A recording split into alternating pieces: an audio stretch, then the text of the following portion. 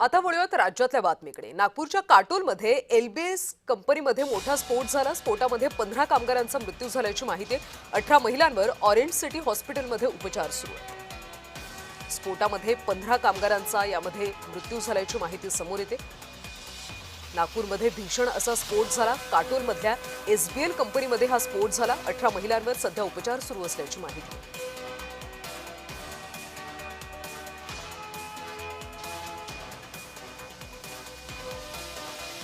ये वाली हम गए थे वहाँ पे, तो जैसे ही ब्लास्ट हुआ वैसे ही हम सीधे गए, कोई भगा नहीं, कोई नहीं।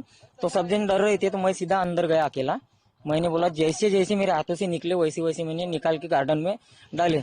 और उधर से हमारी प्राइवेट गाड़ियाँ बुलाई, कंपनी की कोई गाड़ी नहीं थी, सिर्फ एक एम्बुलेंस थी। तो प्राइवेट गाड़ियाँ निकाली हमारी और हमारी गाड़ी में डाल के रवाना किया उनको।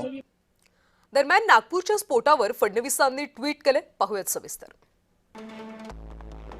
नागपूरमधल्या स्फोटाची घटना अतिशय दुर्दैवी आणि दुःखद आहे।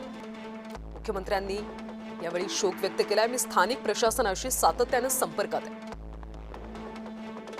आतापर्यंत 17 जणांचा मृत्यू झालाय।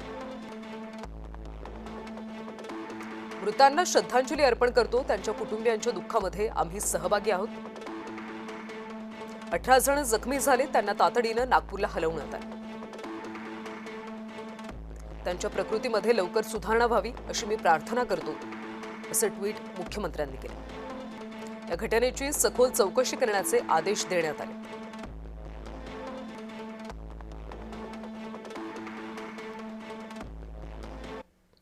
दरम्यान स्फोटात मृत्युमुखी पडलेल्या मजुरांना गडकरींनी श्रद्धांजली वाहिली। भीषण स्फोटामध्ये 17 कामगारांचा मृत्यू झालाय। जखमींना लवकरात लवकर स्वास्थ्य लाभावं असं गडकरींनी म्हटलंय। नागपूर जिल्ह्यातल्या काटोल इथल्या राऊळगाव इथं झालेल्या भीषण स्फोटामध्ये 17 जणांचा मृत्यू झाला। ही घटना अत्यंत दुःखद आणि दुर्दैवी असल्याचं गडकरींनी म्हटलंय। मृत कामगारांना माझी भावपूर्ण श्रद्धांजली। त्यांच्या कुटुंबियांसोबत माझ्या संवेदना आहे असं गडकरींनी म्हटलं। जखमींना लवकरात लवकर स्वास्थ्य लाभावं हीच ईश्वरचरणी प्रार्थना।